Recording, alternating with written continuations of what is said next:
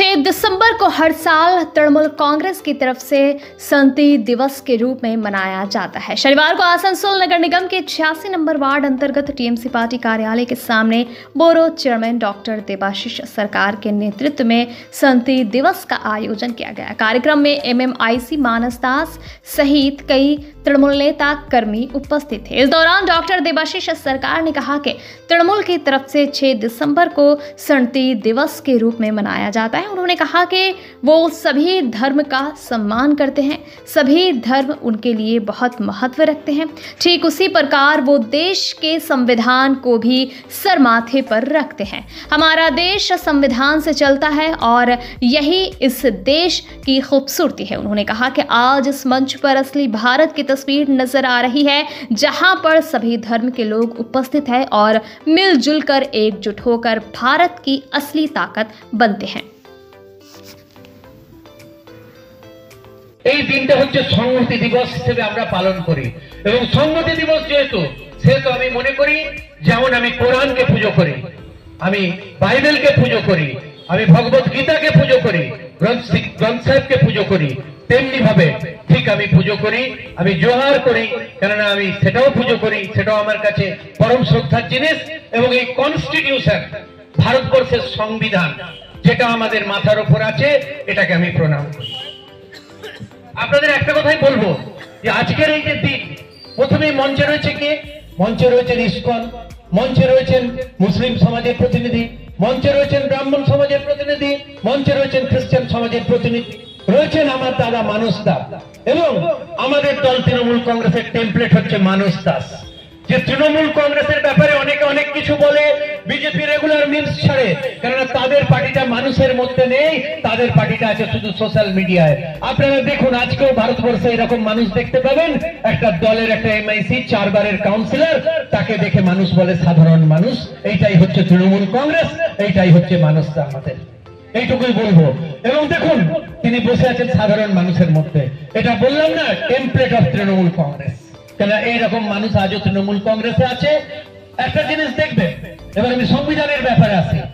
ভারতবর্ষের যে strength, my friends, the strength comes from the constitution, because the preamble to the constitution guarantees equal rights for all citizens irrespective of caste, religion or caste. এইটাই হচ্ছে main সংবিধানের মন্ত্র। এবং আমরা বলি আমরা ধর্ম নিরপেক্ষ অর্থাৎ সেকুলার। সেকুলার মানে কি? Liberty and freedom of expression, thought, belief, speech and religion and worship. আমাদের স্থানীয় মানুষ সবাই যারা কলকাতা যেতে পারেননি তাদেরকে নিয়ে আমরা গর্ববোধ করছি যে এই সর্বধর্ম সম্মেলন আজকে আমাদের মধ্যে আসল ধর্ম তারা সকলে আছে।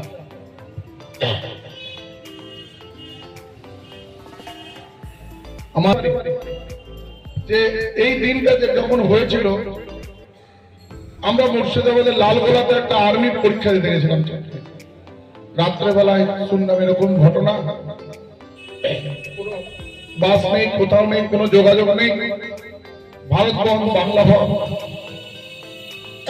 আমাদের সাথে কিন্তু সেতম কলেজ লাইফের আমাদের অনেক মুসলিম বন্ধু ছিল, সেই হাজারদুয়ারিতে এসেছিল। হাজারদুয়ারিতে একটা বাড়িতে আমাদের থাকতে দিল এবং আমাদের মনে আছে আমরা সবাই ওখানে চাঁদা তুলে একসাথে মিলে আমরা খাবার খেয়ে সকল বন্ধু। আমাদের মধ্যে কারোর মধ্যে ওই ফিলিং ছিল না যে কি হয়েছে, কি ঘটেছে। আজকে বাংলাকেও অশান্ত করার চক্রান্ত করছে, কিন্তু পশ্চিমবঙ্গের মানুষ অনেক সচেতন।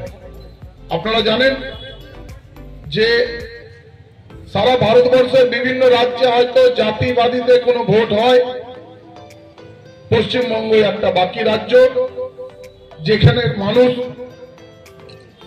সবচেয়ে সচেতন মানুষ, স্বাধীনতার সময় থেকে শুরু করে। এখানের মহাপুরুষরা কোনোদিন দেখেননি যে কে মুসলিম ছিল, কে শিখ ছিল, কে হিন্দু ছিল।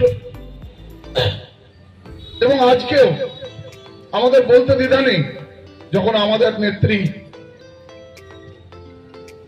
পুরীতে জগন্নাথ মন্দির করেন, তখন আমাদের বিরোধী দলনেতা এবং বিরোধী পার্টি সমালোচনা করে যে এখানে জগন্নাথ মন্দির করছে,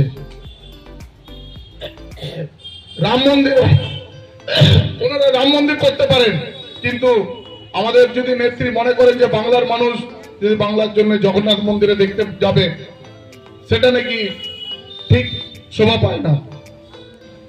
আমাদের এখানে নেত্রী যখন জগন্নাথ দেবের প্রসাদ দেন, সেটা নিয়েও সমালোচনা করা হয়। রাম মন্দিরের প্রসাদ যখন ঘরে ঘরে আসে, সেটা নিয়ে ওরা কিন্তু রাজনীতি করে। আমাদের নেত্রী সবাইকে নিয়ে চলার চেষ্টা করেন। আমাদের নেত্রী দুর্গাপুজো যখন করেন, তখন আমাদেরকে সমালোচক বলা হয়। আমাদের নেত্রী যখন ছট পুজো 2 দিন ছুটি দেন, তখন আমাদেরকে সমালোচনা করা হয়। কিন্তু দুর্ভাগ্য রাখে যারা রাজনীতি নিয়ে, মানে ধর্মটাকে রাজনীতি ভেবে নিচ্ছে, সেই মানুষগুলোকে আমরা জানাতে চাই যে আমাদের যে বিরোধী, একটা বিরোধী দল তো থাকা দরকার, তাদেরকে বলুন ধর্ম বাদ দিয়ে আমাদের সাথে 1-to-1 বসুক, আমাদের যে কোনো দলীয় কর্মীর সাথে বসুক, উন্নয়ন নিয়ে বসুক।